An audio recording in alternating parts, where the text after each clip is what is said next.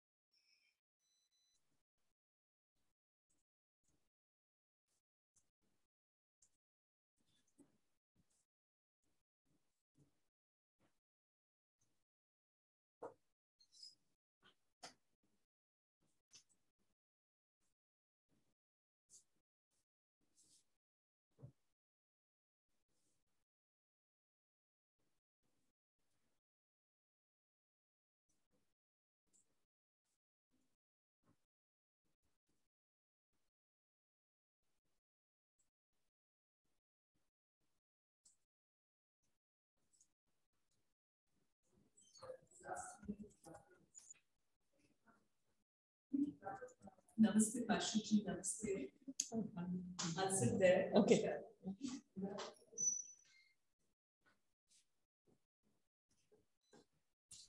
So for all attendees that are signing in and getting situated, we'll be starting in just a few moments.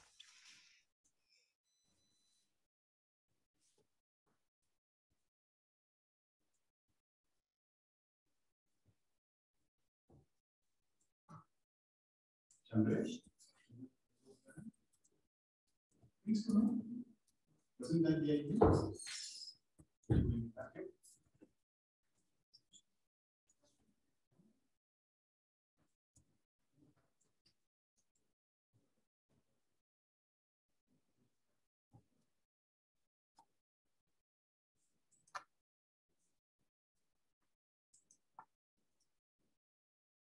There it is.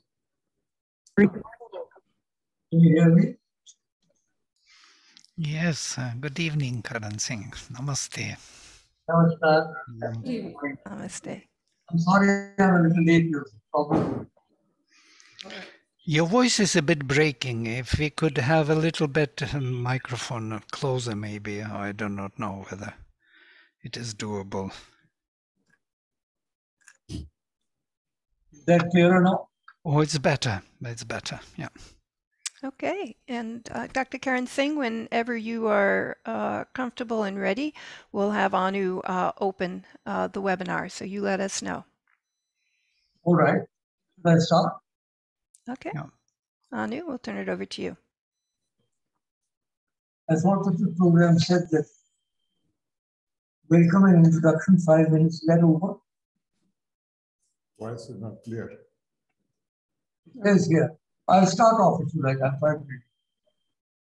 Okay. Yes, Anu will do a short introduction to the topic and to you, and then we'll turn it over to you. So Anu, if you want to go ahead and open. Welcome everyone to the series of 7 webinars in celebration of the Mother's and Auroville's birth anniversary. This series continues until February 28th, which is Auroville's birthday, and is part of the Auroville Festival and hosted by Auroville Foundation in collaboration with La Grace Center in the USA. My name is Anu Legrand, and I am an Aurovillian, a resident of Auroville for over 42 years. To begin, let us come together in a moment of silence.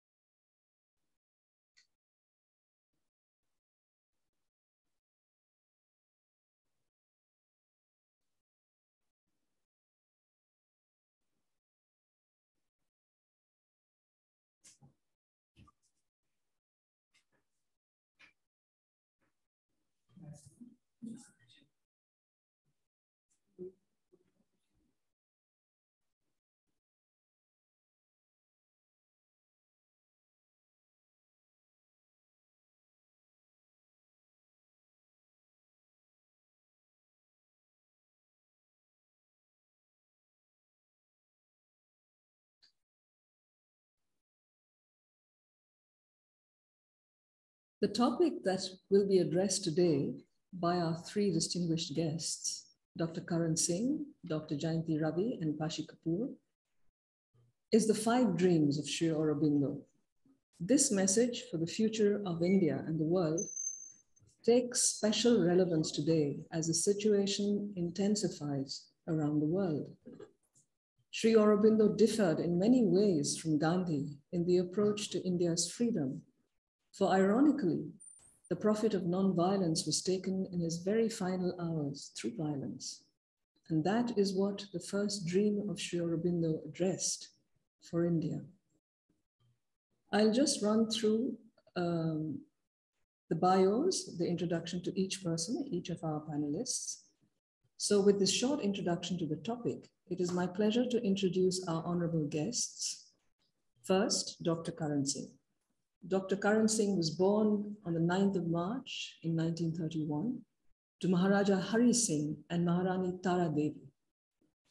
He was head of state, Jammu and Kashmir, for 18 years. He did his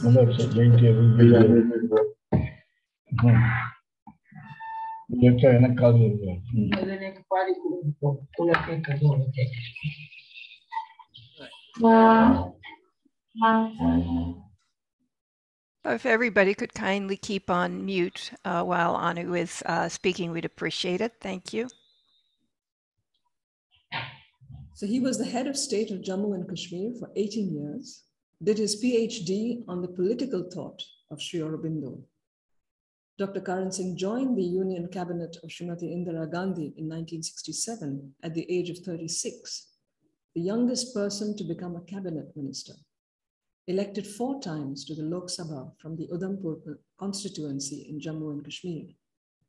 He was appointed ambassador to the United States in 1989 and was India's member on the UNESCO governing board.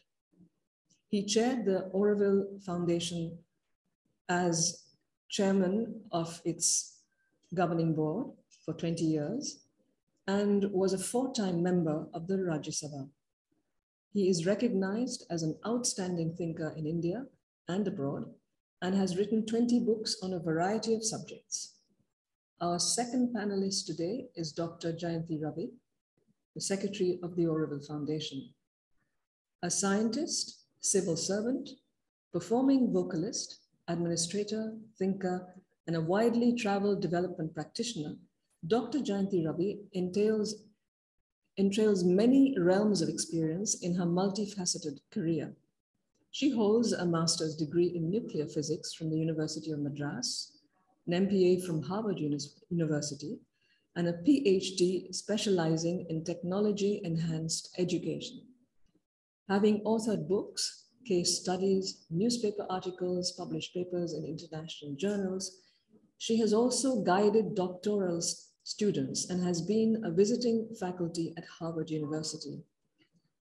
Her professional repertoire includes serving as DDO at Sabarkantha, collector of Panchamahal, director of NAC in the Prime Minister's office, in addition to principal secretary and commissioner.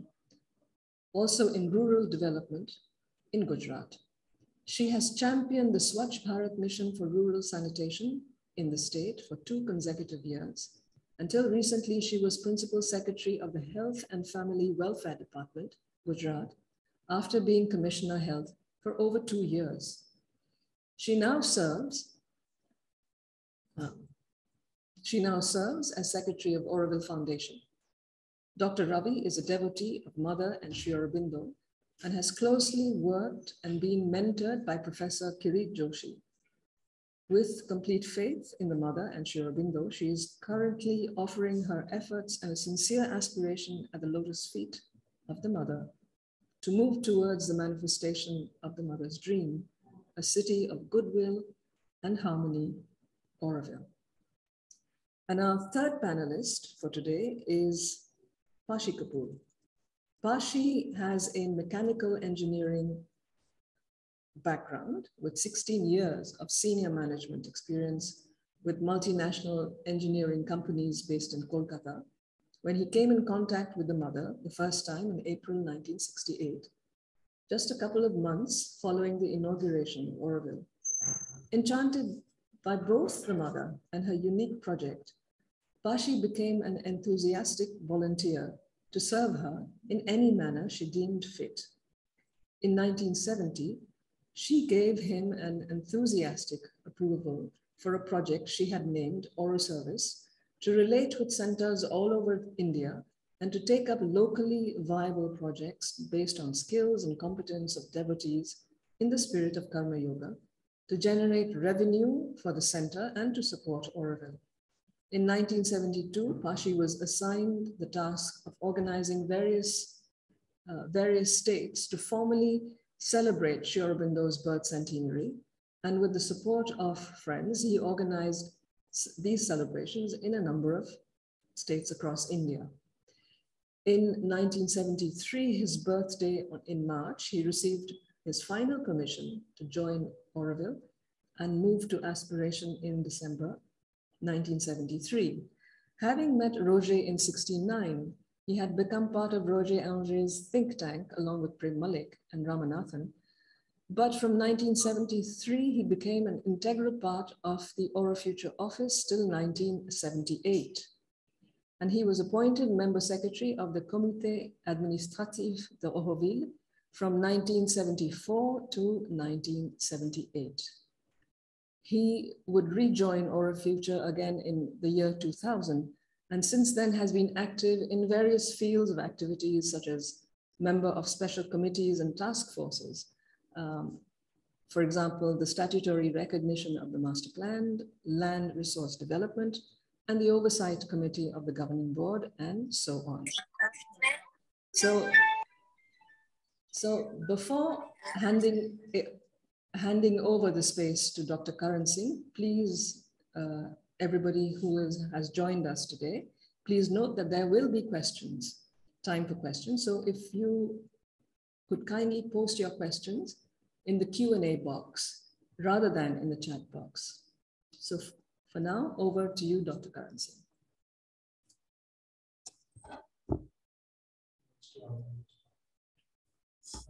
Yeah. And you will have to unmute yourself, sir.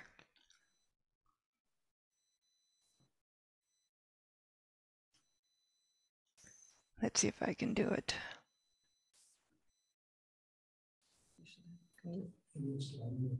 Yeah.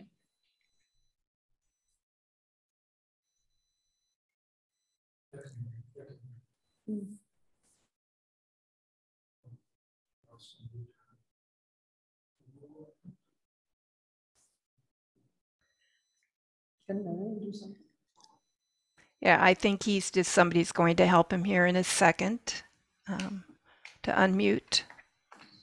I can't. Yeah. Thank you. Okay. All right. Yes, we can hear you now. Hear me now? Yeah. Hello?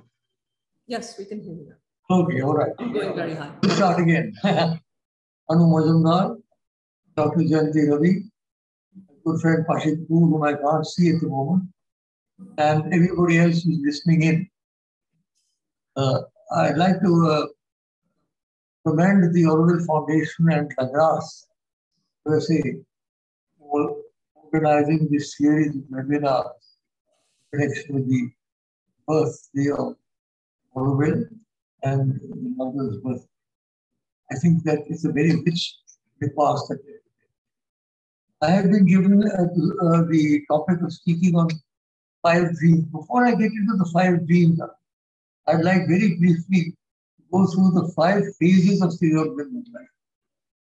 Janma Bhumi, Calcutta, for 7 years. Shiksha Bhumi, England, for 14 years. Sadhana Bhumi, Baroda, 12 years. The Karma Bhumi, Calcutta, 5 turbulent years. Those were the years when he was put into jail, jail for the bomb conspiracy case.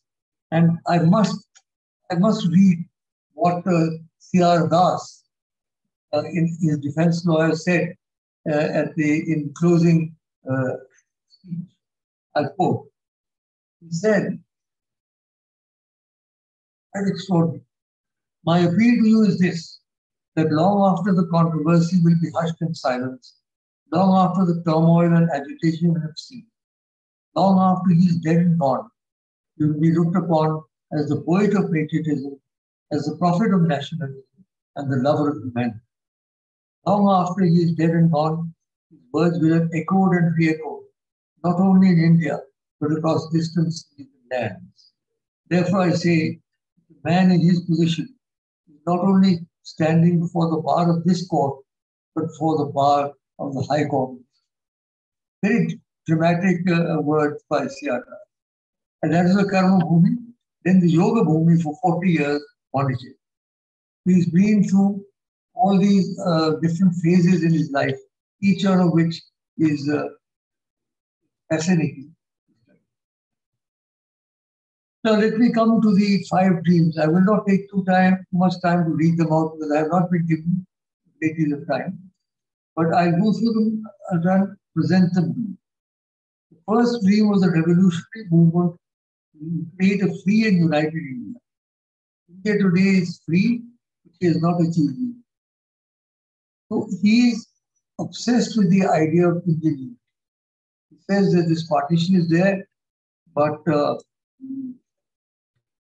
partition must go.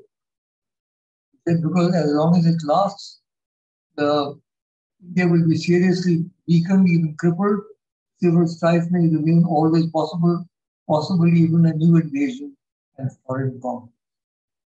Now let's see how this dream can play out. I cannot see any way in which India can start again to bring Bangladesh and Pakistan into its fold, even if that was desirable, which I don't think it is. The only way I think this can happen is if SARC were to have developed on the lines of the European Union.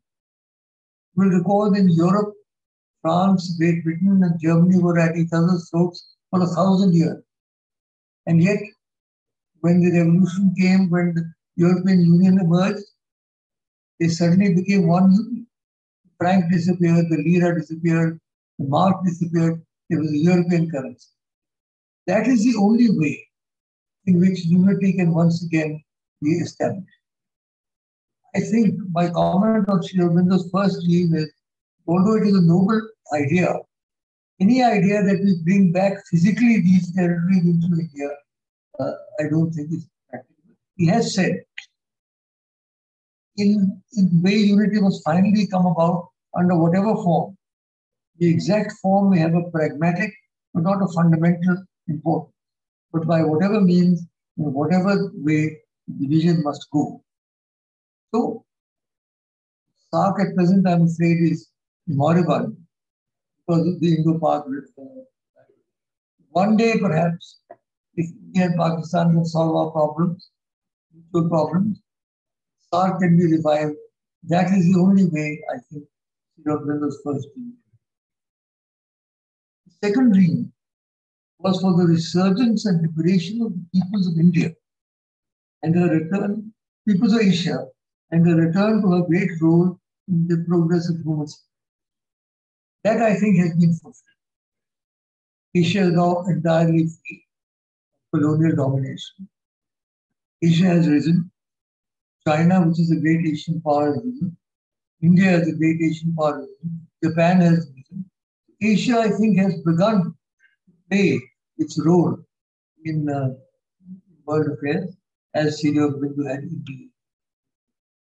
There, I think, he is spot on, already happened. Now, the third dream was a world unit forming the outer basis of a fairer and brighter and nobler life for all men. He spoke about the unification of the human world underway. There is an imperfect initiation organized and struggling against tremendous difficulty.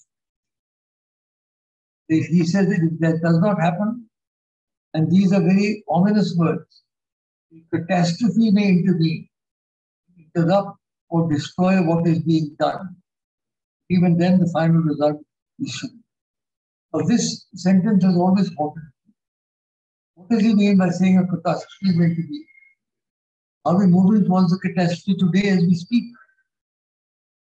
Already today, I just saw before we started this program on the news that Russia has started to bring out its nuclear deterrence. Now, I don't know whether this will be it or whether something else will come up today or something. With the amount of fissionable material on planet Earth now, we've lost sight of the fact that over the last 70 years since after the end of the Cold War, the nuclear weapons have been proliferating in every country. And there's so much nuclear fissionable material on planet Earth. It requires just one chingari to set off a major catastrophe. So he has said that unification is in the interest of all, but if we do not do it, a catastrophe may intervene. Then he says, unification, therefore, is in the interest of all. Only human imbecility and stupid selfishness can prevent it. Let us not underestimate human imbecility and stupid selfishness, because I'm afraid that is the way in which most of the world functions. So he says something very, very important towards the end of this. He says, nationalism will have fulfilled itself and lost its militants and would no longer find these things incompatible with self-preservation and the integrality of its outlook. New spirit of oneness will take hold of it. And to say to Aurobindo, prophet of nationalism, by the end of his life, he had outgrown nationalism. He says nationalism has fulfilled itself. Interestingly, Gurudev Rabindranath Tagore also was not only nationalist. He wrote several articles against nationalism. What Sri Aurobindo did was not negate nationalism, but transcend nationalism. I think this is a very, very important part of the film. When he says, a new spirit of oneness will take hold of the human race, I'm sorry, I don't see that spirit. Even countries that were together are beginning to fight against each other. When this human spirit of oneness will descend, I cannot say. At present, it is not visible.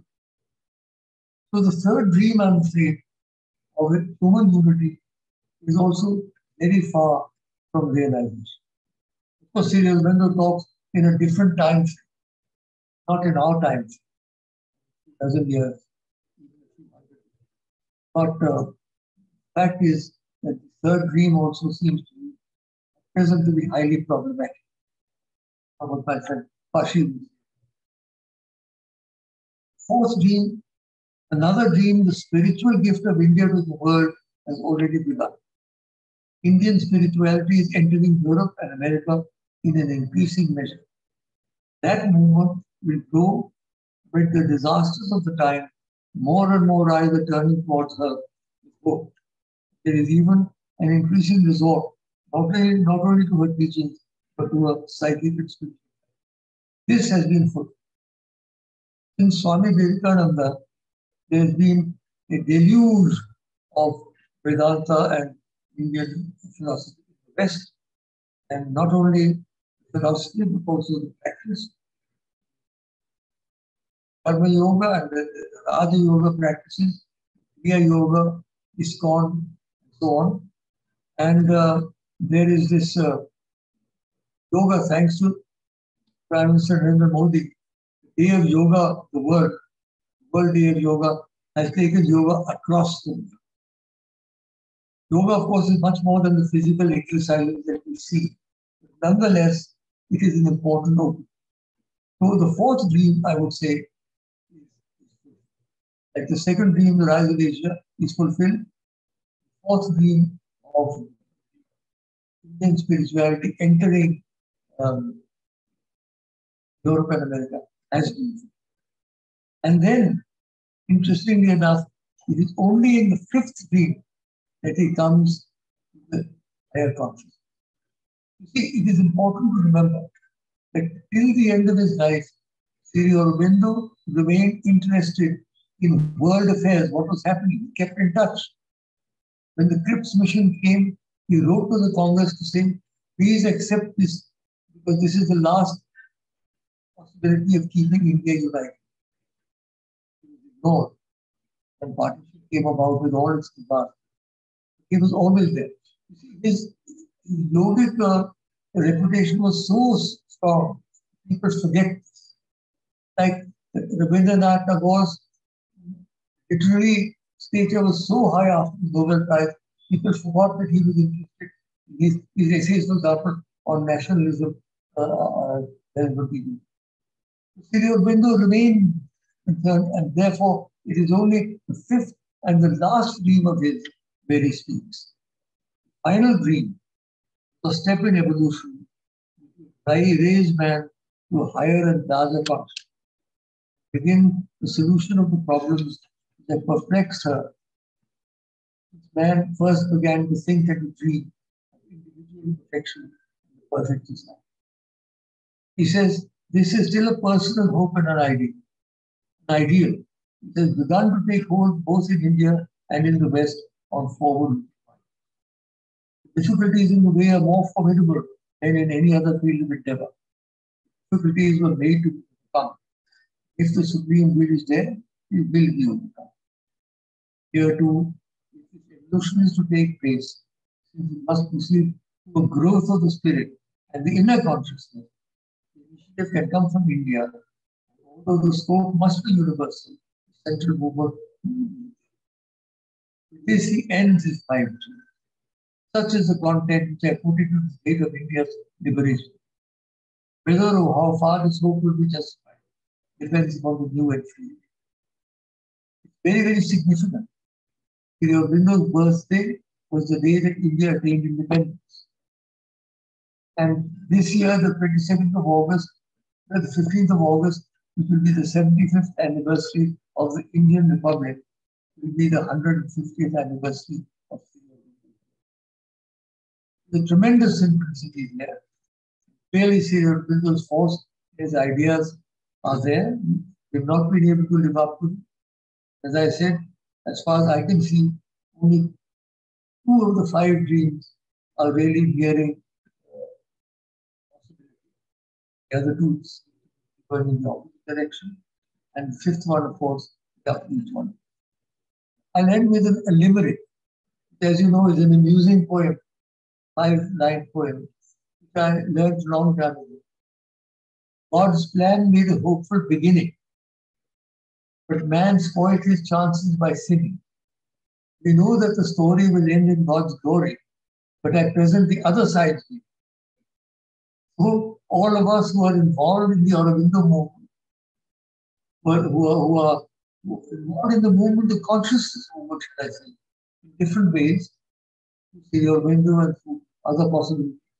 All of us have to, at this stage, keep ourselves as open as possible, as receptive as possible to the divine force that leans down upon us all the time. Because the asuric forces are very strong. Forces of conflict, forces of confrontation, forces of hatred are very strong. In order to overcome that, we must raise our consciousness. Now I'll end with a share by the great Urdu poet Allama Iqbal, where he says, "Khudi ko kar buland itna, dhar takdeer se pehle, Khuda bande se khud puche, bata teri raza pe." Raise your consciousness to such a level that before taking any decision, the divine will consent. Thank you very much.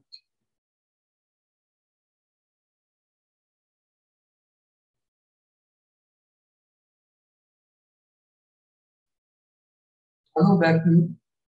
Yeah, I'm just coming back. Yeah. Thank you, Dr. Karan Singh, for outlining the challenges before Sri Aurobindo's 5 dreams and all that is in progress as well. I remember on 15th of August last year, we did a session on the 5 dreams with you. And it was the very day that there was a regime change in Kabul. So there's a lot in transition in the world. And I think that is part of the realization, difficult realization, but definitely something which will progress towards those 5, the realization of all those dreams one by one. So before I go on to the next speaker, please share your questions, your comments in the Q&A box, preferably, which we will take up at the end of the session. So now over to Dr. Jayanti Ravi. Namaste to everybody. Good morning and good evening to all our distinguished viewers. I want to specially convey my greetings to Dr. Karan Singh, Shri Pashi Kapur, who both are extremely tall personalities in their 90s. And I feel very privileged to also share my views. And of course, I want to thank Vladimir, Radhe, Anu, and the entire team, which has made this beautiful webinar commemorating the Auroville Festival, the 150th birthday of Sri Aurobindo, possible. I would like to start with Sri Aurobindo Gayatri. Om Tatsaviturvaram Rupam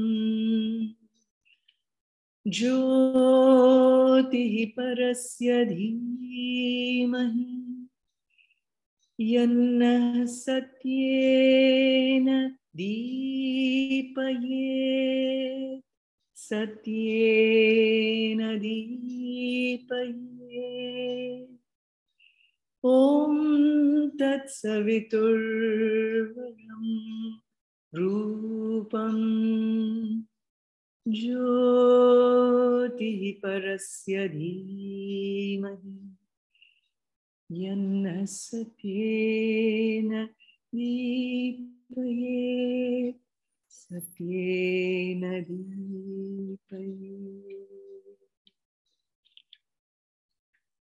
When we look at the 5 dreams of Sri Aurobindo that have been described by Dr. Karan Singh ji, I just thought we would start first with the entire context of this. What was the context? When was this whole speech about the 5 dreams? There's a certain context. India got her freedom on 15th of August 1947, which we all know. And Dr. Karan Singh just mentioned, we're celebrating the Amrit Mahotsav, or the 75th year of the independence we're celebrating of India.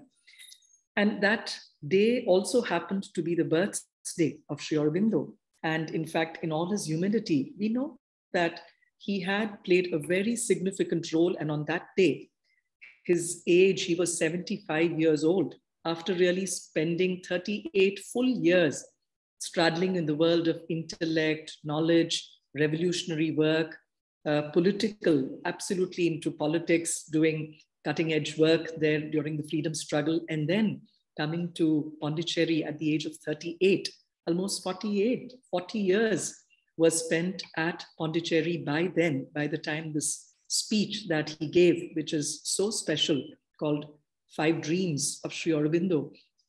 He had moved out from being actively involved in the outer world, but there was, as we all know, a point of inflection, a significant moment in his life when he was imprisoned at the Alipur prison. And he actually has an experience of Sri Krishna Kali, which he explains beautifully, and the impact of it in the Uttarpara speech. And after that, there's a complete turn in his life. And his mother often draws and shows us this diagram that if you were to follow the path of normal life, it's a kind of zigzag to reach the goal, whereas the path of yoga takes you straight there. And also to drive home the point that the inner work and outer work are actually not different. They have a great contribution to each other, the inner and the outer. So he was here also aiming not just for the immediate, if I may use the word, the myopic vision of just India's freedom, but something far more important, which would subsume India's freedom. But he really thought of true rising and raising the consciousness of the entire humanity. And this freedom that India got was certainly an important milestone in that journey. And at that time, when he was 75 years of age, when he heard this news, he was delighted. And the All India Radio at Tiruchirappalli requested him for a speech, the All India Radio Tiruchirappalli station. And he writes this out we were very curious and keen to see if a recorded version of his speech would be available. But unfortunately, that is not to be. We are given to understand that there's no recorded speech of his original voice, but this was read out by an announcer there. And just again to refresh it, the first dream was a revolutionary movement which would create a free and united India. The second was a resurgence and liberation of the peoples of Asia and her return to her great role in the progress of human civilization. Work in progress again, the first one also partly done. The third was a world union forming the outer basis of a fairer, brighter, and nobler life for all mankind. The fourth was a spiritual gift of India to the world, and that had already begun back then, going by the great deal of interest even from the famous speech that Swami Vivekananda gave at the the Parliament of Religions, and even beyond, before that, I mean, for a long time, India's spiritual gift not only to Europe and America as has been delineated in his speech, but when he says for the entire world, including Africa, all over the world, that is certainly on now. And the fifth was, I think, the key to all of this, which I may say has been Sri Aurobindo's unique contribution, and I think the most important key to realizing all of this, a policy, a program, and a project of consciousness, raising the consciousness, and actually not treating it as something divorced from normal things that you do, but to really blend the two and bring in the synthesis of spirit and matter in all walks of life. And actually, that was the name that he gave integral yoga. So if we come back to the 5 dreams now, there is something, very fact, why did India get her freedom on his birthday? We do, if we really look at it in the right perspective, a lot of us who have immense faith in Sri Aurobindo and the mother would also see that this was not just an accident. I'm sure there was some very, very significant divine meaning behind this, but given his modesty, his humility, he does say that as a mystic, I take this identification not as a coincidence or fortuitous accident, but as a sanction and seal of the divine power, which guides my steps on the work with which I began life. And he also says many dreams later in this that he nourished and cherished from the time he was a child, in his youth, and so on. He says, all I can do is to make a personal declaration of the aims and ideals conceived in my childhood and youth. Now, again, here, one may wonder that his childhood was quite, in a context very sort of removed from India. His father, as we all know, was an Anglophile who didn't want any touch of Indian culture to really influence his son.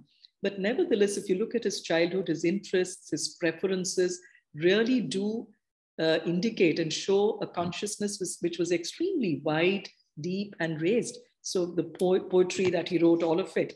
So not only on this special day when he was 75 years of age, there's another significant thing. Almost all the works, important works, writings that he had done, Life Divine, The Human Cycle, The Synthesis of Yoga, the Ideal of the fair, I mean, all these works, a majority of them were completed by the time this particular incident of India gaining her freedom happened. What was left? A little bit of the ideal of human unity. There was a small postscript that he wrote, and also Savitri, work on Savitri was on. But other than that, the kind of maturity, having really spent nearly 50 years in Pondicherry and doing inner work and having done amazing outer work in the world, really immersing himself in all of that. This was a being which was completely ready at that time to give a vision, not just a small vision, but something which is absolutely relevant, futuristic, concurrent, and absolutely relevant even today. And I think that vision also gives all of us a mission. It defines for us what is it that we need to do. And in that sense, this whole, the 5 dreams that he spells out is very important. If we go to the first dream, which is about freedom, which we just spoke, freedom and unity of India. As we all realize, freedom is an event. Of course, there's a lot of effort, there's a lot of things that happened, but eventually it was on a single day. But when we really talk of unity, nation building, people coming together, that is a slightly more time-taking, slower process, and that really entails a lot of complexity, work, and so on. But of course, when we talk of unity, it's about different dimensions, cultural, the way technology has played a role, the access to health, education, livelihood, all of this. And therefore, we are today, I would say positively, in a large way, far more united, connected than India was back then. Of course, the most visible and disturbing fact about this unity that he refers to very directly is about the partition of India.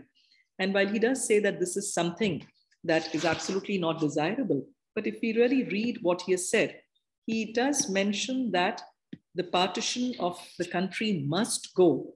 And he says later, but by whatever means, the division must and will go.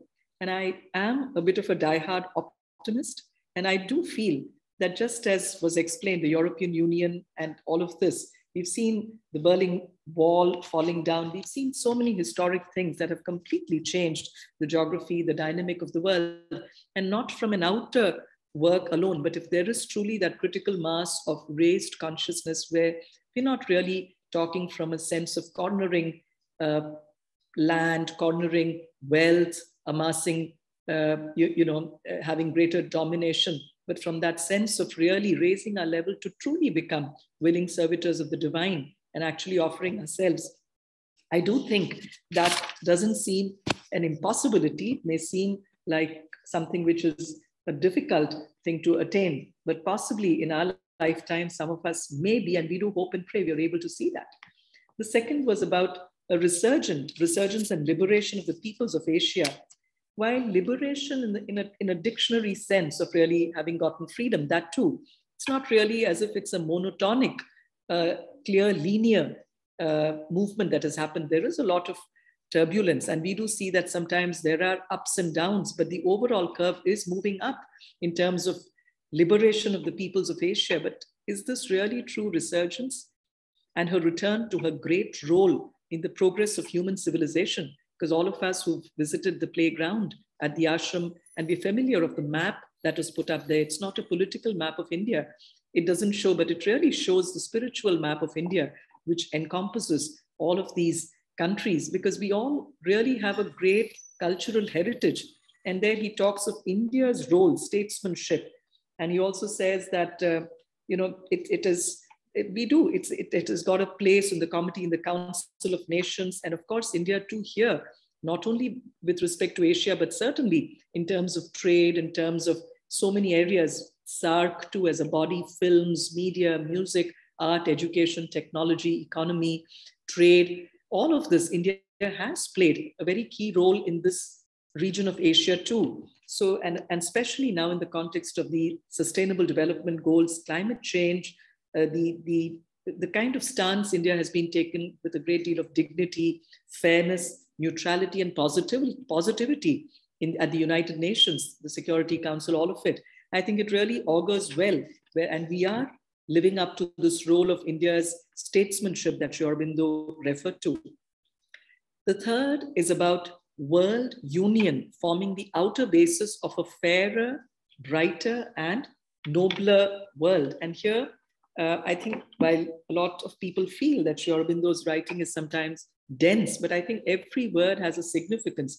So if we note these words, he's talking of a new life for mankind as well, new, greater, brighter, and nobler life. So this new life, it's not just tinkering with what already was some kind of a status quo. Let things happen, let it be business as usual. No, it was about something which may appear disruptive. There might be churning, but then what comes of it is definitely going to take us to a completely new level in this journey of truly raising our consciousness and having that touch the lives of the entire humanity.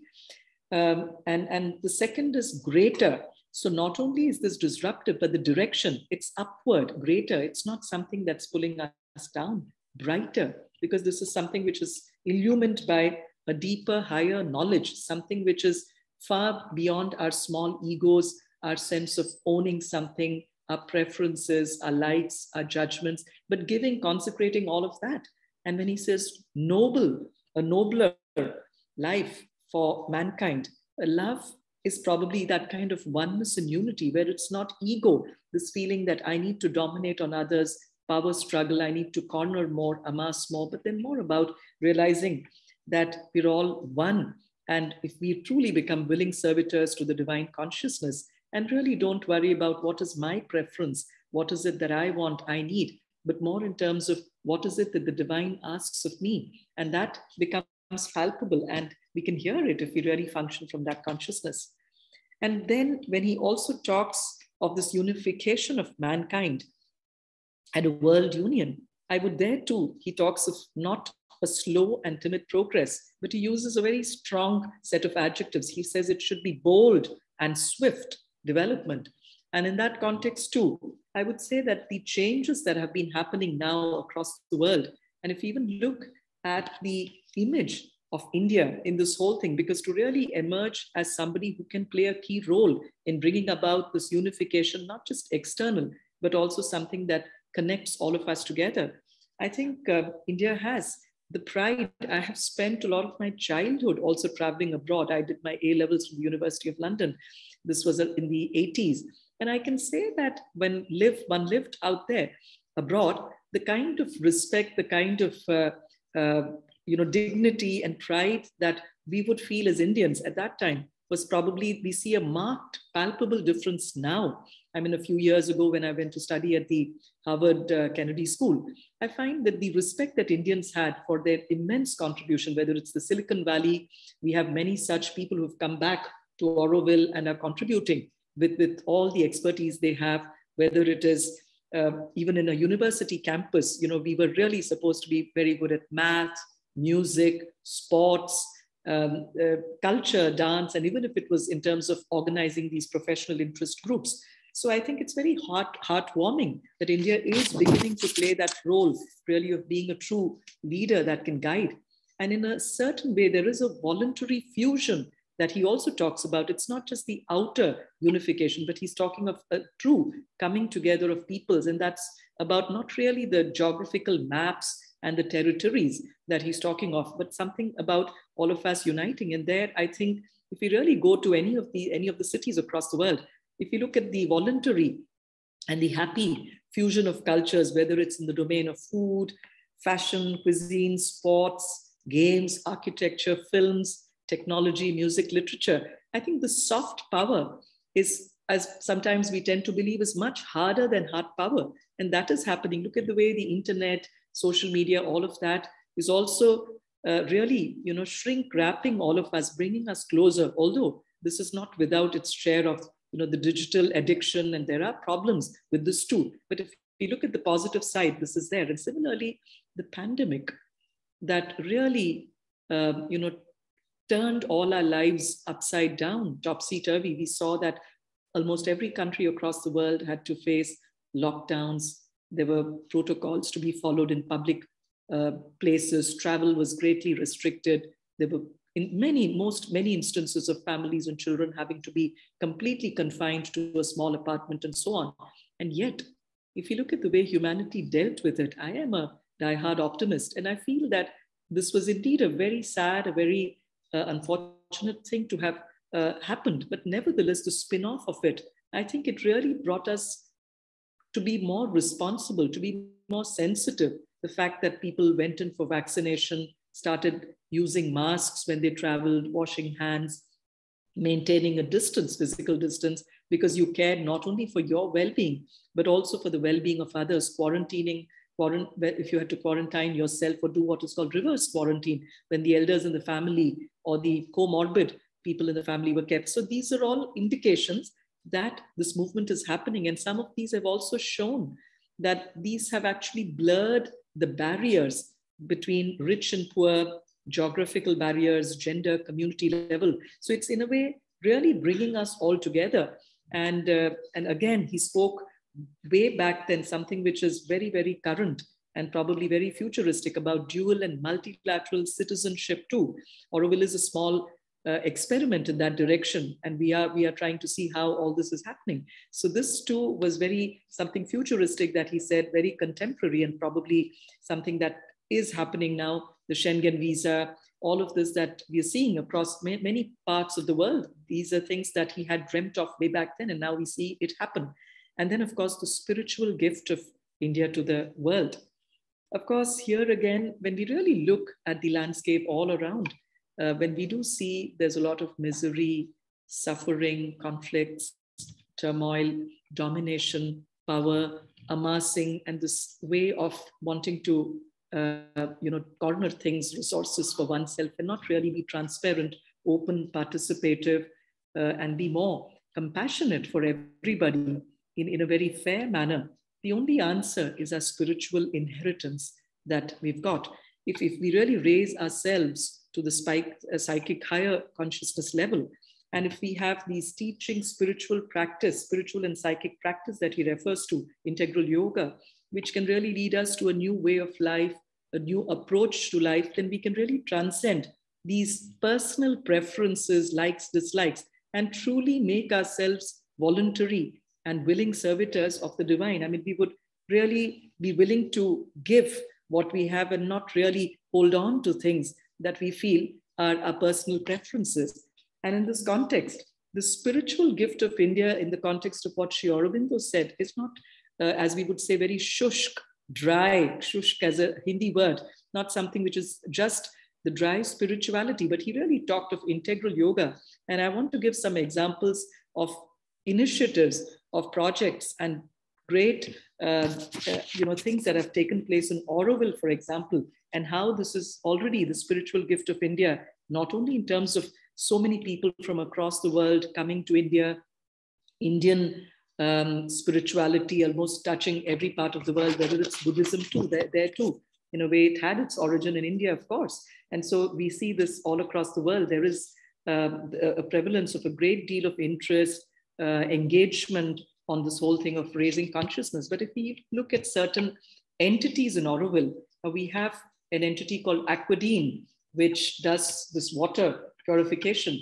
And just yesterday, when we were talking to Professor Dudu Dien, he spoke about how this gift of not only specializing doing something with matter, but synthesizing matter and spirit together, how he really tried hard to take this to Senegal, and how our team from Auroville went there, interacted with the people there and tried to offer it. The very fact that the spiritual gift of India, coupled with matter, the synthesis of both of these. Similarly, when we look at Swaram, another entity in Auroville, we know that the chimes that they make, I think they create a lot of beautiful, positive sounds all over the world. And I'm told the biggest chime ever made in the world has also been actually handcrafted and made here, while giving employment to a lot of people from a village where there was a lot of hatred, animosity, anger, bloodshed. Similarly, the beautiful work that Jaws has done, not only in Pichandikulam, but also at the Adayar Punga. I visited it and was really touched to see the kind of contribution. Then initiatives like Wasteless that Ribhu Vora here in Auroville has done, and which is now touching the lives of a large number of school children in India. Of course, we could take this to other parts of the world as well. Pottery, people like Angad, who have really created, I've had the privilege of sitting there and baking pottery with him for some time. And similarly, sustainable energy, architecture, Satprem's Earth Institute. So I think the spiritual gift of India to the world, and it's already beginning to happen, has been happening over all these years, but even with in this mode of synthesizing matter and spirit. And finally, the fifth reel, where he really talks about the key to attaining all of this, because all this is about things that would happen, but what is it that can actually lead to it? And there he does talk of uplifting the consciousness to a higher level, evolution. And here, instead of being in a state of ego, which is divisive, which tends to differentiate between me and the other, my possession, my areas, my domination, my land, your land, if you really start thinking in terms of, a whole paradigm of compassion, truth, courage, love, poise, that's what it is when we are more open, receptive to beauty, peace, energy, and not really fight and hold on to our preferences. So there aren't then personal agendas, desires, or preferences, and we truly become willing servitors of the divine consciousness. And the example of this can also be seen in the approach of a mother to a child. It's not, the mother sacrifices so much for a child. And it's because which need is more important. It's not about aggrandizing somebody's needs, but about really being sensitive to what is it that we're here for? What is the larger goal for which we all need to give up our little points of view, but move for that. So these, a true trusteeship, if you will. So in this sense, if we also look at something beautiful that Sri Aurobindo had delineated in a work which we've all, I'm sure, read of, called The Human Cycle. He describes the conditions for the coming of a spiritual age. And I like to believe that we are at the threshold. This 150th birth anniversary of Sri Aurobindo is bringing a great deal of energy, force, light, and strength for all of us to really be able to straddle this and move towards that. So I quote him, therefore, if the spiritual change of which we have been speaking is to be effected, it must unite two conditions which have to be simultaneously satisfied, but are most difficult to bring together. There must be the individual and the individuals who are able to see, to develop, to recreate themselves in the image of the spirit and to communicate both their idea and its power to the mass. And there must be at the same time a mass, a society, a communal mind, or at least the constituents of a group body, the possibility of a group soul, which is capable of receiving and effectively assimilating, ready to follow and effectively arrive, not compelled by its own inherent deficiencies, its defects of preparation, to stop on the way or fall back before the decisive change is made. So in that sense, if we again look at his far-reaching, his absolutely transformatory dreams in the context of where we are poised today. Today, this is the 150th year of his birth. It also happens to be the 75th year of India's independence. Auroville is also poised. It's the 54th birthday tomorrow. We are on the eve of the 54th birthday of Auroville. We're also all the various Aurobindonian entities. This word, I'm not sure all of us may use this word, but whether it's the Sri Aurobindo Ashram Pondicherry, whether it's the Sri Aurobindo Society Gnostic Center, Auroville, Sakar, the center at Kolkata, Hyderabad, Baroda, Sri Aurobindo Nivas, Auro University, we're all coming together in a very beautiful possibility of an integral network of education called the Multiversity, for which a lot of people, particularly the Gnostic Center team, and of course, and many others have been working. I also want to thank Dr. Chaya from Gujarat and many others who helped us make this draft. Of course, it's an evolving draft bill, which is now in the ministry. And if we also look at the mission of these 5 dreams, all this coming together, I think is a very significant movement. Of course, there would be some chaos, turbulence, whenever there's an evolutionary change, but we would have to bear with it and hold on to the deepest ideals that Mother and Sri Aurobindo have given us with complete faith and hope and belief that this will happen. So the relevance of these 5 dreams of Sri Aurobindo today for Auroville, for India and the world, I think is extremely significant.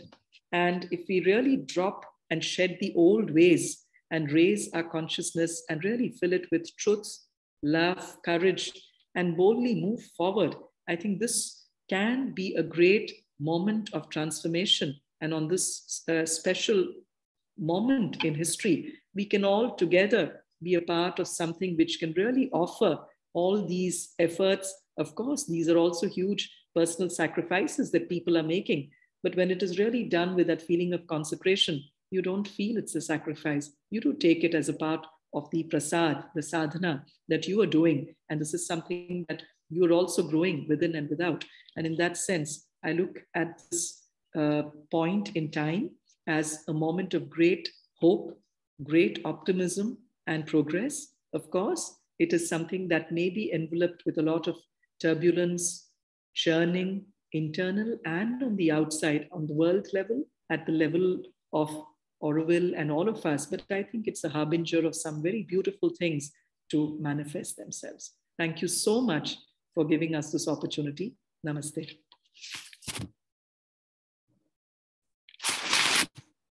Thank you, Dr. Ravi, for bringing in Sri Aurobindo's work through the prism of the new consciousness towards an understanding of his different visions for the world and all that it entails. Also, the relevance you brought in of the conjunction of his birthday with the birth of India's independence and of the greater unity via the spiritual map, not only of India, but eventually of the whole world. So thank you very much. And a reminder to everyone, please do put in your comments in the Q&A box and your questions, which will come up later. So now let us move on to our third honorable guest, Pashi Kapur. Please come on. Thank you. Dr. Karan Singh, Dr. Jayanti Ravi, Radhe, Vladimir, and others who are supporting this platform today. Thank you very much for having me in this august company of Dr. Karan Singh and Dr. Jayanti Ravi. In any society, there are three categories of people. One, those who rule. The others who administer the rule. And third are the ones who are administered and ruled. It's symbolic that three of us today represent those three classes. I am the one who belongs to the normal, common citizen who are ruled. And I'm so happy and privileged to share my perspective of the five dreams in that context. Having been born in this period before the partition of the country, I had 15 years to live in what is called United India. I was privileged and also received, let's say, environmental and social and political vibes of the period. Strangely enough, because my mother comes from Kashmir, although of Punjabi origin. My father was born in what is known as Pakhtunkhwa today. And in my time, it was known as Northwest Frontier Province. And I was born in Rawalpindi, which is the headquarters of Pakistan military today, and a few kilometers away from the capital of Pakistan. So I carry the cultures of three very important northern states of the then India. And as a person, on the night of 13th of August, I almost died as a part of the riots that I have faced directly. But I survived to come to Delhi to see the flag tricolor flying on the Red Fort on the 15th of August, 1947, in spite of the fact that my family decided to stay back in Pakistan. My perspectives are from that point of view of a common man. I lived my normal life for a long time till I came in contact with the mother in the early months of 1968. The first time, maybe there was something in me which was looking for something, searching for something. It ignited something that I wasn't even aware of. And that is what brought me into this experiment, what is called Auroville today. Coming to the five dreams, to be honest with you, I wasn't fully aware of it even a few days back. I knew about Sri Aurobindo's three madnesses very well. But these five dreams, thanks to Dr. Jayanti, thanks to Vladimir, that I was given a precise description of those five dreams. And when I speak of those five dreams, I speak of those 5 dreams from my perspective as a man who has been part of this journey. And if you give me a moment.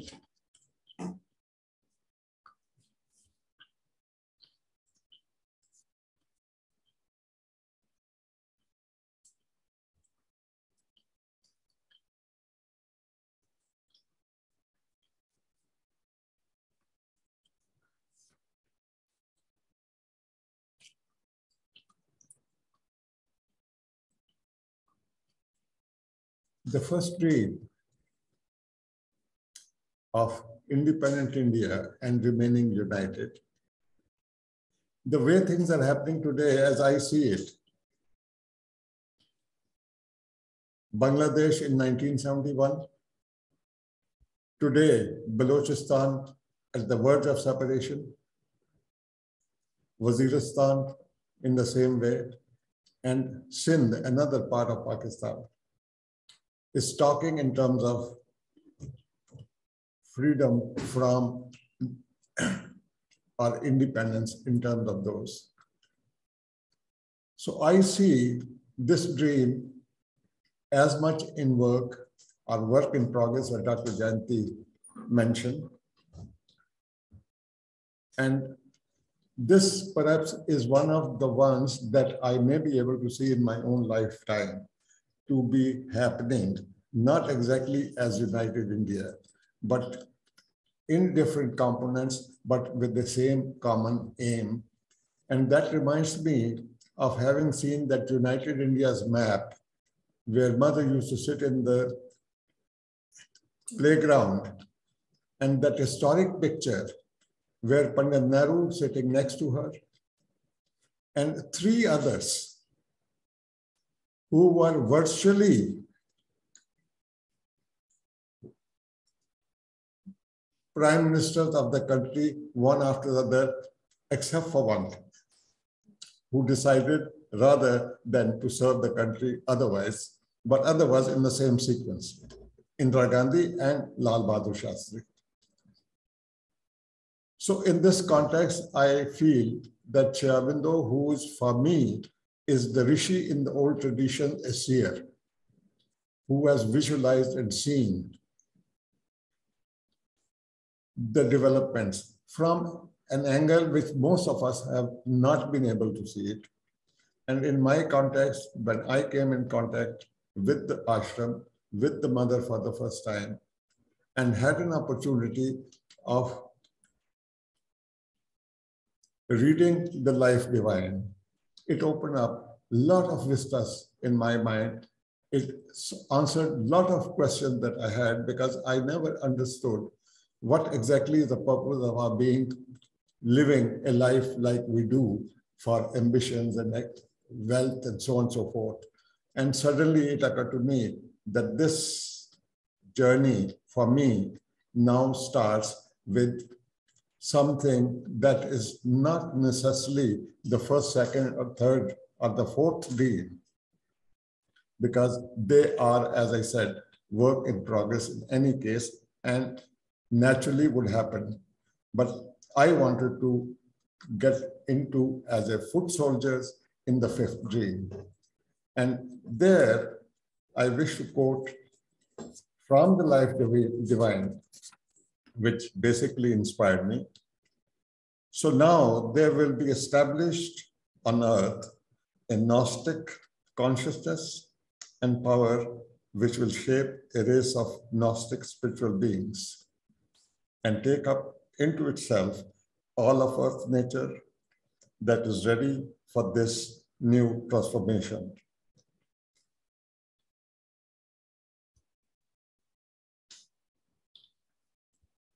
The chapter Gnostic being. And then I become familiar with the Charter of Auroville, which is a beautiful expression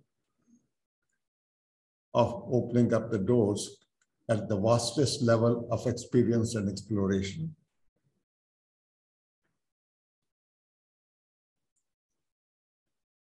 We all talk about it. Auroville belongs to nobody in particular. Auroville belongs to the humanity as a whole. But then hesitate in reading the next line.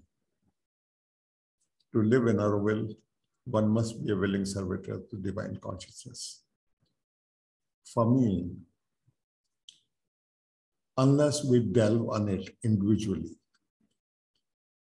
and understand what it exactly means, the journey of Auroville, as it stands at present, is basically a more concentrated reflection of what is happening all over the world. And if this cloud has to burst and the sun has to shine, then we have to understand that role in its truest and honest self.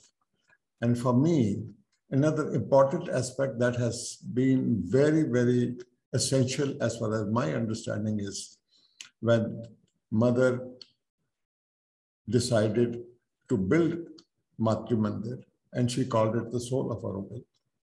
With that, also she expressed a hope. I wish Auroville will be the cradle of the Superman.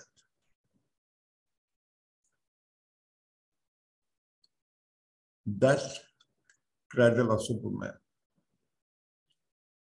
perhaps will happen, and it must happen.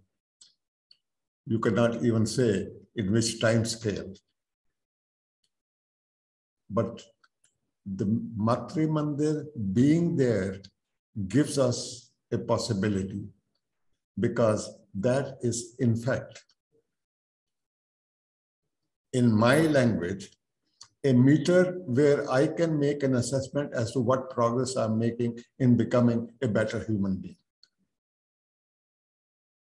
There are 4 entrances to Matri Mandir. In Sanskrit, they have been named as Maheshwari, Mahasaraswati, Mahakali, and Mahalakshmi. Mother has been kind enough to give it a very modern language. Wisdom, knowledge, energy, power, beauty, and harmony.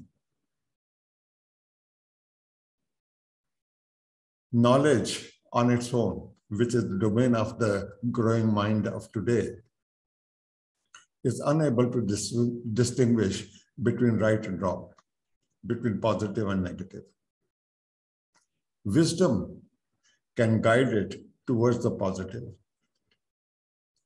The power or vitality or Mahakali, used in that sense, when it is in positive mode, it only creates beauty and harmony. So there is that message all the time as far as we are concerned. At an individual level also, the Matri Mandir has 12 petals, each one named for a quality in us, a value in us. And our actual endeavor is that if we can relate those values and imbibe them in ourselves, perhaps we are on the way to a higher understanding or level of consciousness without giving it any specific name as such, because names sometimes can be misinterpreted, misread. Even spirituality, we all talk about it, but hardly anybody knows what spirituality means. Under these circumstances, I am a journeyman today, and I hope continue and contribute my little bit into this, and that little bit of my being this grain of the sand on the seaside in this journey of the 5th dream. Thank you very much for listening to me. Thank you.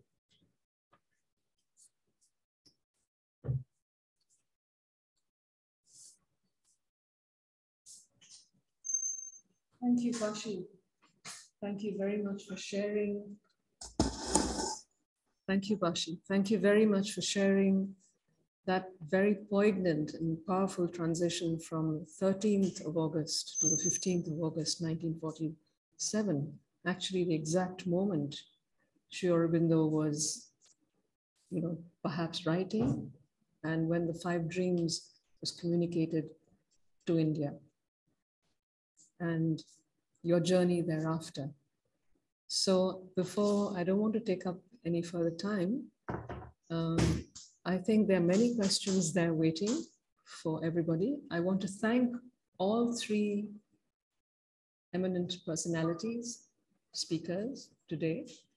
And I also want to thank Vladimir and Radhe for managing this whole session from behind. I'd like to pass on the question answer session to Radhe, and then we'll come back to close the session. Over to you, Radhe. Thank you. Thank you, Anu. So we'll just kind of go through several of these questions and leave it open to whichever esteemed panelist would like to answer first. Just open your mic. The first question here: the establishment of the United Nations as a step to human unity was one of the 5 dreams of Sri Aurobindo. Could the panelists please comment on the decision of the GOI not to endorse the recent motion at the Security Council to affirm the ideals and values of the United Nations?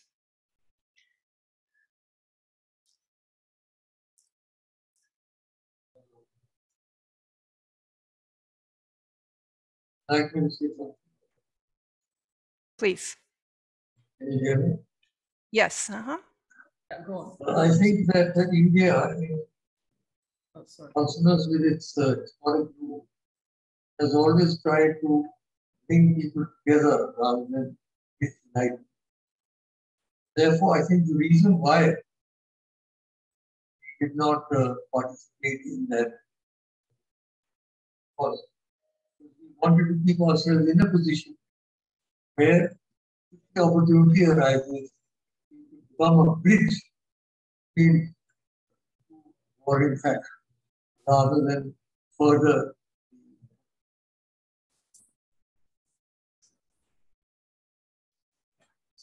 That will carry the meaning. That's my view. Thank you. Dr. Ravi or Pashi, would you like to comment? In my opinion, the United Nations, as it is constituted today, is perhaps the first step in that direction, but not really the United Nations that should be fulfilling the dream of Sri Aurobindo. Because nationalism, and sometimes a selfish nationalism, is at the back of each nation's reaction from time to time.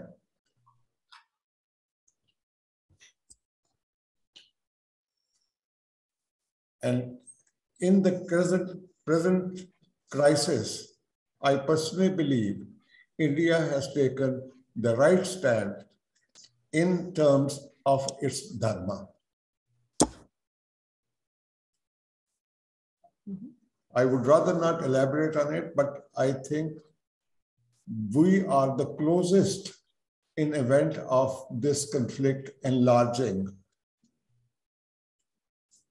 On one side, we are sharing the border with China.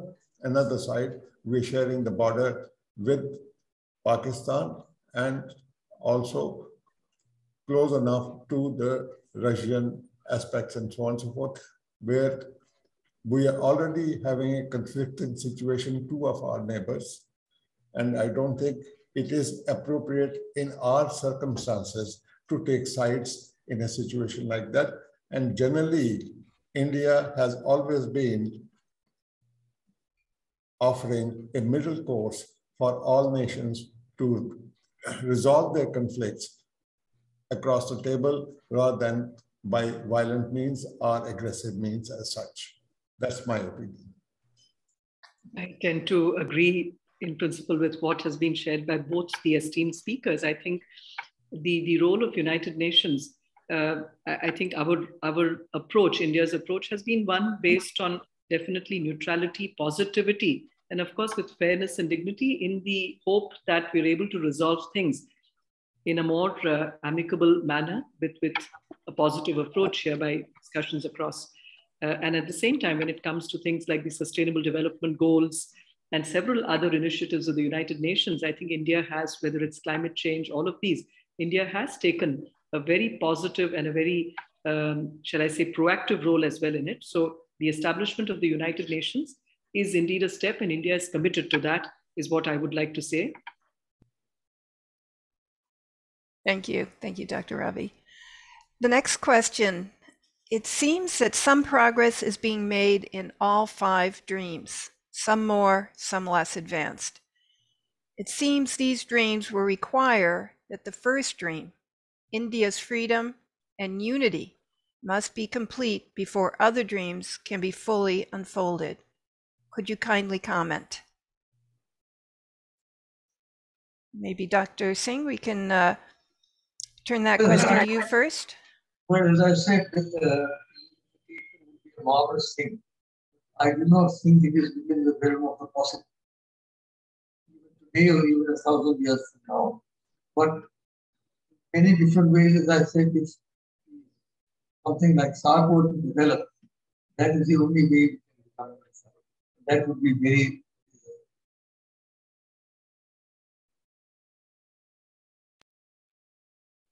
Thank you.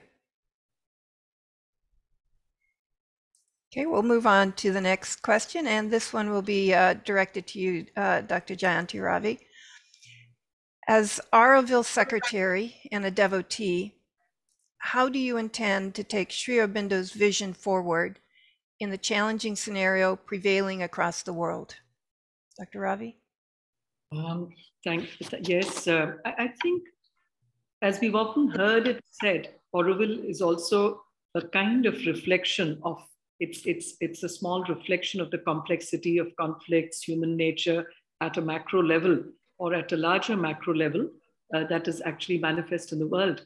So there would be, but the very fact that we're all here together, of course, it does mean that we have to, as Pashiji also said, the first thing that we all collectively have to do is to really start looking at how is it that individually each one of us can raise our consciousness and sit across the table, and in that true sense, how can we be willing servitors of divine consciousness? And in that direction, there are many initiatives. The last 8 odd months, I have, with all sincerity and with the highest aspiration in mind, interacted with almost all different members of different communities, different professional groups, different enterprises, different working groups, etc. And so has the governing board. And in addition, I also feel that now with processes like the Citizens Assembly, these may not be technically legal entities which are sort of stamped by the Auroville Foundation Act. But it's important that we get all these points of view, but in a space where we're dealing with a lot of respect and dignity for each other, where we can share thoughts, but from a raised level of consciousness. So we are trying to do that, whether it was dream weaving. And I think all these are very beautiful movements that are happening. Of course, it also will entail some churning, which is reflective of the churning happening elsewhere. But any revolutionary process is going to have these pain points. It's going to have certain choice points, chance points, as we say in game theory and decision trees. But I think, I'm sure that it would be a movement which will lead to progress and without compromising really on human unity, because ultimately all of them go together. And when we raise our consciousness, I think that is definitely possible. Thank you. The next question, the division between the Hindus and Muslims appears to be strengthened by the political parties that has taken advantage. Can I interrupt you, because Pashi wanted to add something? Oh, sorry. I'm so sorry. Absolutely. Please. You see, Auroville, genesis of Auroville is in the description of Sri Aurobindo's evolutionary process, where Sri Aurobindo says it very specifically that the present top rung of this evolution, the man with a mind which is still evolving, has the possibility of raising the consciousness to collaborate with the natural process of evolution to hasten it. And in this context, referring to your earlier question, I want to also say that because evolutionary process is not linear, it is more spherical, if you want to look at it that way, where every situation is the right one at the given time. Same are the human beings, their growth, their patterns, and so on and so forth. In that context, when Mother talked about Auroville as the cradle of the Superman, that was at the back of her mind. And that is a journey where Auroville is supposed to be a in situ experiment. Why a number of 50,000 was thought, as I have understood, that a collective consciousness is the only way that can help consciously bring about a change in terms of evolutionary process, what is called mutation. From the mental to the psychic, and from psychic to the spiritual, that is the purpose of Auroville, not basically being an instrument of propaganda. It has to live it, and the people have to see and know that it is possible, that it can happen anywhere else. That is my perception about this. Thank you. Thank you. I apologize for that, but appreciate the answer.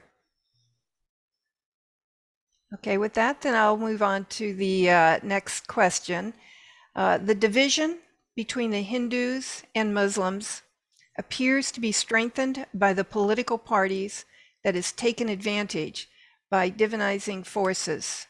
What is a way forward to make Bharat Mata strong so that she can play more constructive role in the world for the manifestation of the higher order? What Indians can do to facilitate the coming of that?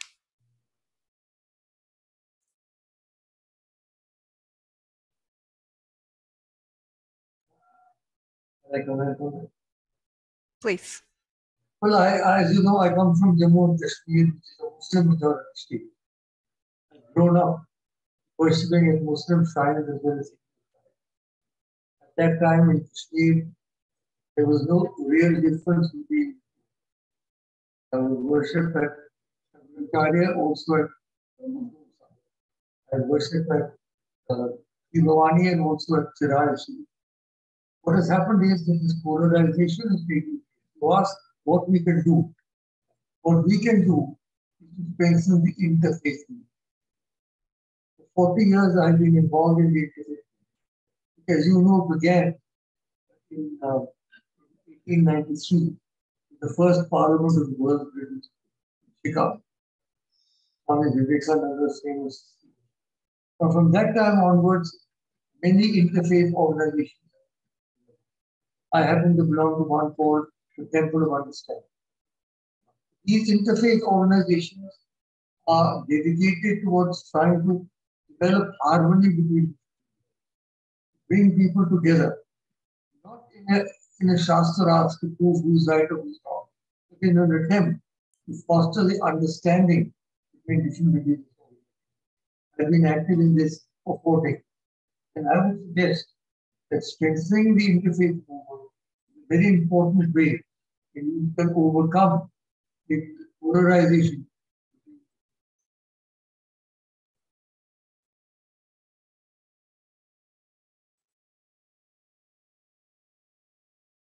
Dr. Ravi, Pashi, any comments?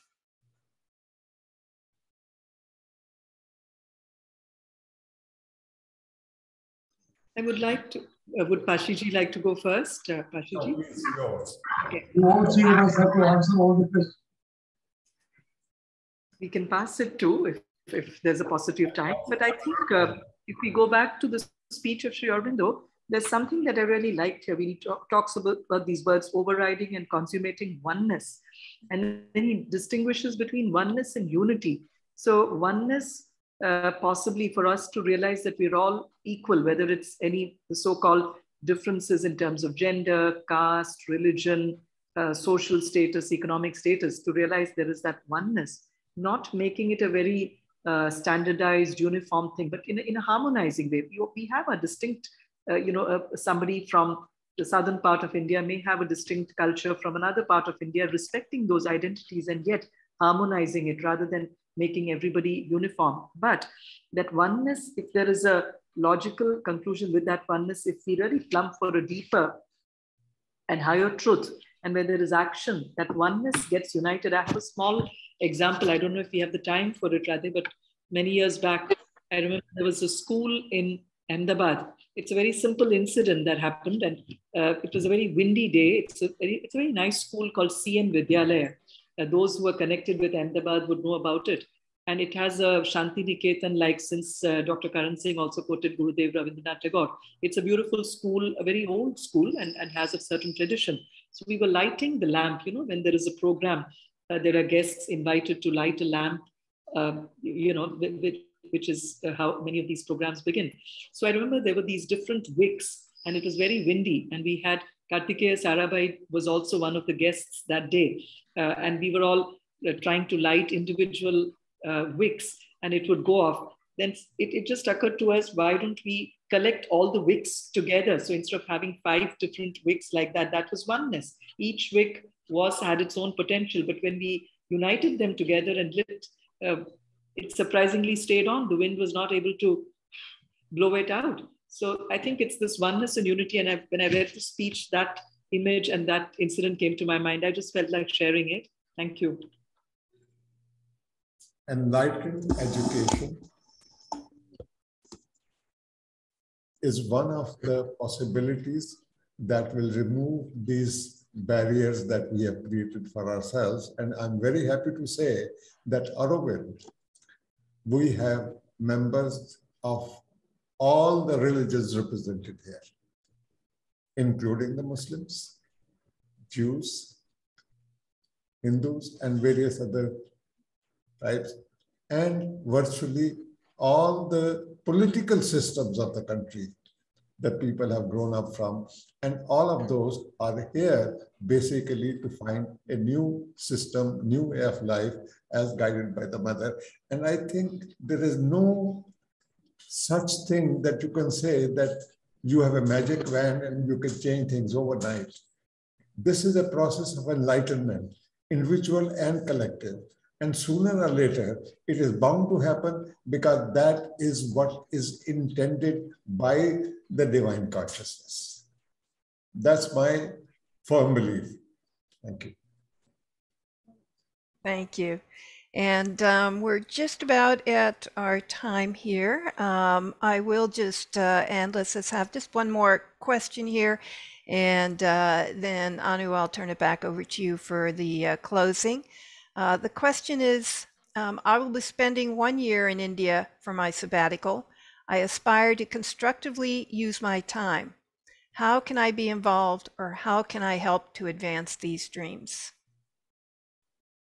Yes, Dr. If I Ravi. be permitted to, Arpan, we are very happy to hear. We don't know you, as in I'm just seeing your name here for the first time, but we would really like to welcome young people to come and offer and to work, and we would like to invite you to work with certain projects here. So I think the first step would be if you can share your profile and what is it that you would like to do with our team here. I can, since Chandresh Patelji is also sitting here, I'll probably request you can look for his email, chandresh@auroville.org.in. If you can write to us, and I'm sure we really need a lot of young people with a lot of positivity, energy to make all this happen. We would love to welcome you. Okay. Shall I? close it now. Radhe? Sure, please, Anu. So thanks everyone for being here this evening and for everybody who helped in this session. So as we close our webinar today, here's a quick reminder that tomorrow is our final webinar session, and the topic is spiritual education with esteemed speakers like Dr. David Frawley, who is an IAC member, the International Advisory Council member, Sri Aurobindo Neelakandan, who is our governing board member, Amita Mehra, who was our previous governing board member and is part of one of the founders of Gnostic Center, and Janaka Kandwala, who is the director of Silver Oak University. So let us close our program today with a short group meditation.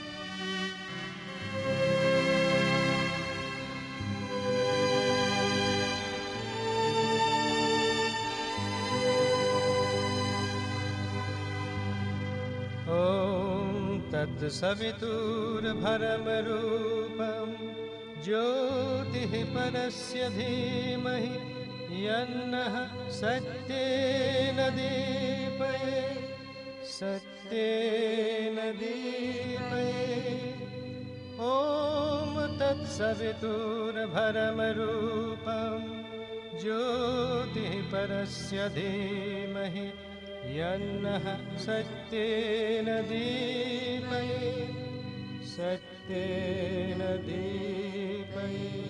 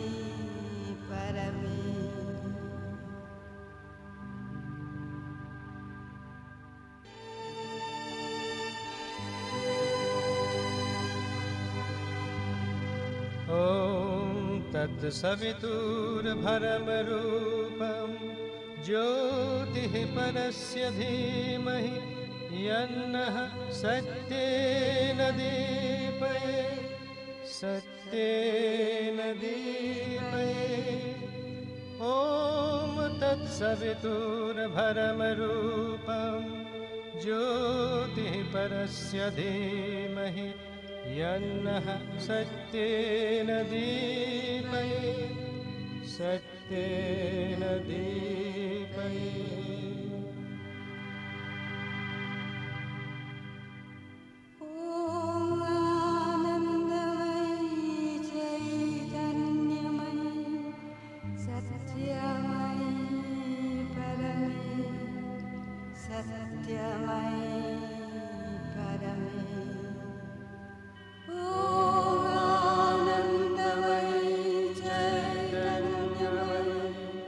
Satyamai